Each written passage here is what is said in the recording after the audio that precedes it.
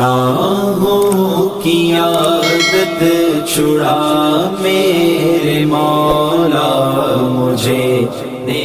حضرت موسیٰ اور حضرت خضر علیہ السلام کا کہ حضرت موسیٰ علیہ السلام عزم مصمم کر کے جب چلے تو اللہ فرماتا ہے کہ ہم نے حضرت موسیٰ علیہ السلام کو جس بندے کی نشانی بتائی تھی وہ بندہ ان کو وہاں مل گیا۔ سفید چادر اوڑے حضرت خضر علیہ السلام وہاں لیٹے ہوئے تھے، تو یہ جا کے ان کے پاس کھڑے ہو گئے کہ حضرت میں آپ کی خدمت میں اس لیے آیا ہوں کہ اللہ نے آپ کو جو خصوصی علم عطا کیے ہیں میں ان کو سیکھنے کی غرض سے آپ کی چوکھٹ پہ آیا ہوں۔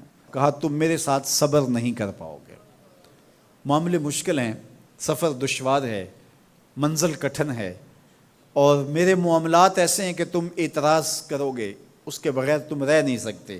حضرت موسیٰ علیہ السلام نے کہا اگر اللہ نے چاہا تو آپ دیکھیں گے میں صبر کروں گا اور آپ کے کسی حکم کی کسی کام کی میں نافرمانی نہیں کروں گا، کسی کام کا انکار نہیں کروں گا۔ کہا کہ اچھا شرط یہ ہے کہ جو میں کروں اس پر تم اعتراض نہیں کرو گے، سوال نہیں کرو گے، یہاں تک کہ میں خود ہی نہ بتاؤں۔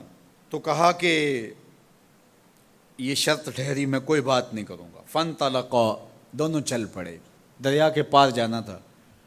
جو کشتی کا مالک تھا، کشتی بان تھا، وہ حضرت خضر علیہ السلام کو جانتا تھا تو اس نے کرایہ بھی نہیں لیا، لیکن جب کشتی پر سوار ہوئے تو عصا مار کے حضرت خضر علیہ السلام نے کشتی کا ایک پھٹا توڑ دیا۔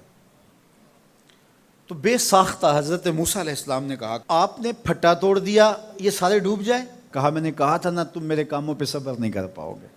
تو حضرت موسیٰ کو یاد آیا، کہا میں بھول گیا تھا، اس پر مواخذہ نہ کیجیے۔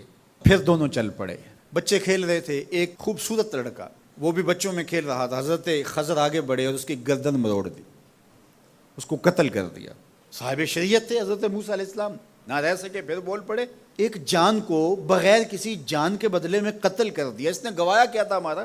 آپ نے بہت ہی جو ہے وہ غلط کام کیا، یہ کام اچھا نہیں کیا آپ نے۔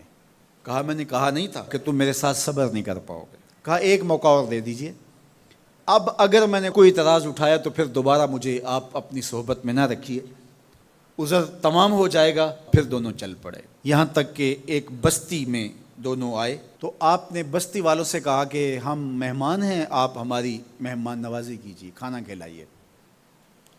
تو انہوں نے انکار کر دیا، کہا کہ ہم تو آپ کو بلایا نہیں ہے، آپ خود آئے ہیں، آپ اپنے کھانے کا خود انتظام کیجیے۔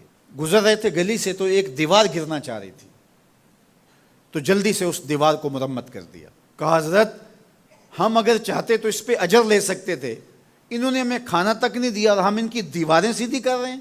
کہا اب تمہاری میری جدائی ہو گئی، تم نے یہ بھی اعتراض کر دیا۔ تو انہیں یاد آیا کہ وہ یہ بھی اعتراض ہو گیا، اب میں تمہیں بتاتا ہوں کہ یہ 3 کام میں نے کیوں کیے۔ اللہ اکبر۔ اب سنیے، قرآن ہمیں بتاتا ہے کہ ظاہری علم بھی ہوتا ہے لیکن کوئی باطنی علم بھی ہوتا ہے۔ کہا وہ پہلی بات کشتی والی سنو، یہ 2 مسکین بچوں کی کشتی تھی، ان کے گھر کا چولہا اس کی کمائی سے جلتا تھا۔ دریا کنارے کنارے ایک ظالم بادشاہ رہا تھا جو لوگوں کی کشتیاں چھین رہا تھا، ہم نے تھوڑا سا عیب لگا دیا، وہ ٹوٹی کشتی چھوڑ کے چلا گیا۔ اب وہ تھوڑے سے پیسے لگا کے کشتی مرمت کرا لیں گے، گھر کا چولہا جلتا رہے گا، بتاؤ اچھا کیا یا برا کیا؟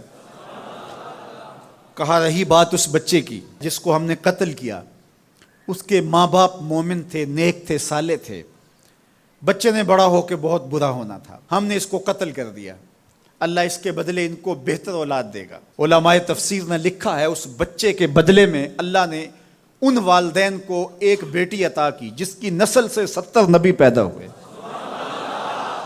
دیوار کی کہانی بھی سن لیجئے، یہ شہر کے 2 یتیم بچوں کی دیوار تھی اور اس کے نیچے ان کا خزانہ تھا اور ان کا باپ بڑا نیک تھا۔ خزانہ دیوار کے نیچے ہے، دیوار گرنا چاہ رہی ہے، کسی معمولی دھکے سے گر جاتی۔ 2 ہی صورتیں تھیں، یا وہ بچے خود اپنا خزانہ اٹھا لیتے یا لوگ اٹھا کے لے جاتے۔ لوگ اٹھا کے لے جاتے پھر بھی ہاتھ میں کچھ نہ آیا، اور اگر وہ خود اٹھا لیتے تو بچے ہیں، بچپنے کی وجہ سے وہ اس کو اڑا دیتے۔ تو ہم نے اس کے اوپر دیوار کھڑی کر دی، جب تک وہ اس قابل نہیں ہو جاتے کہ یہ خزانہ نکال کے اس کو صحیح مصرف پہ لگا سکیں، اتنی دیر تک دیوار گرے گی نہیں۔ اللہ اکبر۔ وہ کسی وجہ سے دیوار قائم رہے گی، اور جب وہ اس عمر کو پہنچ جائیں گے جس عمر میں وہ اس خزانے کو سنبھال سکیں گے تو پھر دیوار خود بخود گر جائے گی اور یہ خزانہ نکال کر کے اپنے کام پہ لے آئیں گے۔ میں جب پہلی مرتبہ اس کو جو ہے وہ غور کے ساتھ تلاوت کیا تو مجھے یہ لگا کہ اس کا انطباق پاکستان کے حالات پہ بھی ہو سکتا ہے، اس لیے کہ یہ بھی یتیموں کا سرمایہ ہے۔ کتنے یتیم روتے بلکتے رہ گئے اور ان کے سر سے جو ہے وہ سائے اٹھ گئے اس وطن کے لیے، لیکن میرے مالک نے اس ملک کے خزانوں پر گہرے پہاڑ اور بڑی بڑی دیواریں کھڑی کر دی ہیں۔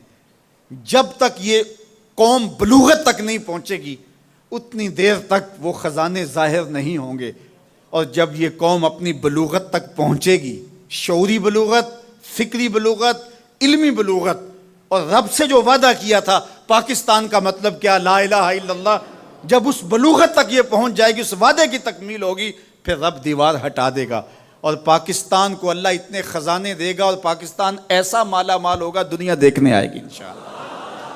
اس لیے رب نے دیواریں بنا کے رکھی۔ تمہارا باپ معین الدین چشتی بڑا نیک تھا، تمہارا باپ داتا گنج بخش علی حجویری بڑا نیک تھا، تمہارا باپ حضرت مجدد الف ثانی بڑا نیک تھا، ان کی وجہ سے میں دیواریں کھڑی کر رہا ہوں اور مضبوط حصار لگا رہا ہوں تمہارے خزانوں پر، اور وہ وقت آئے گا جب تم بلوغت کی عمر کو پہنچو گے دیواریں ہٹ جائے گی اور تمہارا وطن زمانے پہ مہکتے پھول کی طرح اور چمکتے ستاروں کی طرح اور روشن آفتاب کی طرح چمکتا اور مہکتا دکھائی دے گا، اور زمانہ پاکستان دیکھنے آئے گا، پاکستان دنیا کی قیادت کرے گا انشاءاللہ۔